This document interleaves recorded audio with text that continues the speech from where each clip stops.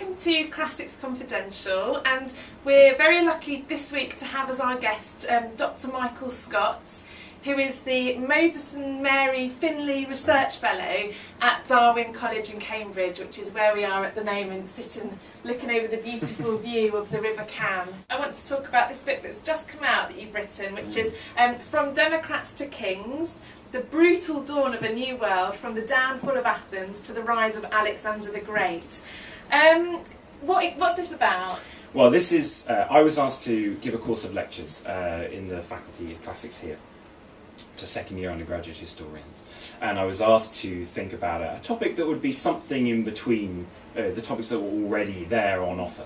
And it seemed pretty clear to me straight away that there was a good 5th century course on Greece and on the democracy of Athens and the Athenian Empire, and then there was a great course about what happened to Greece after Alexander the Great, the end of the 4th century and into the Hellenistic period. And so it seemed an obvious gap that there was this century, the 4th century, the period from 400 to 300 BC, between that of the fall of the democracy and the Athenian Empire and the rise of Alexander the Great and his empire, that wasn't being covered.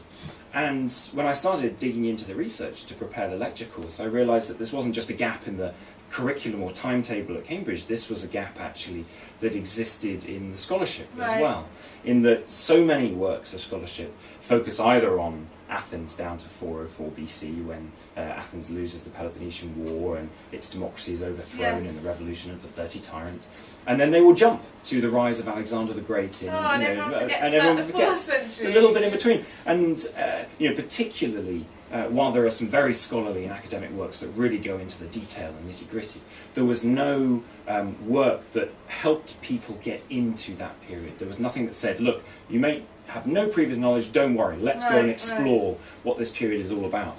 And so the book hopes to fill that gap. So it's sort of a historical chronicle, really, of 4th century. It tells the story of the 4th century, how you get from the downfall of Athens to the rise of Alexander the Great. And it also makes the point, and this is something I hadn't really realised either, that that happens, that complete turn, turning the ancient Greek world on its head, to go from a place where it's all about city-states and democracies to a place where it's all about monarchs and absolute monarchs like Alexander the Great.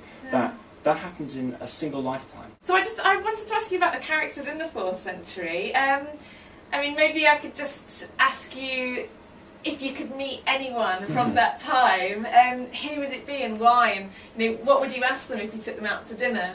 Okay, wow. Who would I want to meet from the 4th century? I mean, there's tons of people you'd like. I mean, who wouldn't give their arm and a right leg for an interview with Alexander the Great or something like that?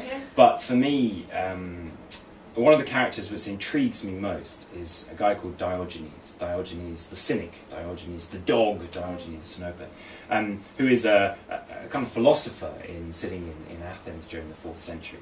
And he's a fascinating character because on the one hand, he completely rejects everything about society. And he says, look, I'm not going to follow any rules. He masturbates in the theatre and he defecates in the agora and he lives in a barrel and he kind of, he says, I'm not going to subscribe to any rule whatsoever. And he's so famous for doing this. You might not want to take him out to dinner. Yeah, maybe not for dinner. Okay, you might smell them. But he's so famous for doing this that even Alexander the Great kind of goes to meet him. And so there's a story that's told that he goes up to Diogenes, who's sunbathing, and says, Diogenes, why aren't you, mightily impressed by my presence as everyone else is, And Diogenes simply apparently replies, Alexander, you're in my sun, can you get out of my sun? And Alexander replies to that, walking away, if I wasn't Alexander, I would be Diogenes. But the thing that I think Diogenes makes him fascinating, he's not just a philosopher that rejects everything, he's also somebody who seems to have understood one of the massive changes that happens in this brutal dawn of a new world, in this 80-year period, the 4th century. Because when he's asked where he's from, most Greeks would reply, my name is Diogenes and I am from the city of Athens. That's how you described yourself. But he actually says, I am cosmopolites. We get the word cosmopolitan. Breaking down the Greek means citizen of the world. I'm not from one city or place, I'm actually from the entire world. I'm a citizen of the world. And that's one of the great changes that took place in the 4th century. You went from people being of their cities to an empire and a Greek world that spanned from Greece to the shores of India. And it was a whole new world. Well, that sounds amazingly interesting, and I assume that your book and the 4th century are packed full of fascinating characters I like to think so. like Diogenes.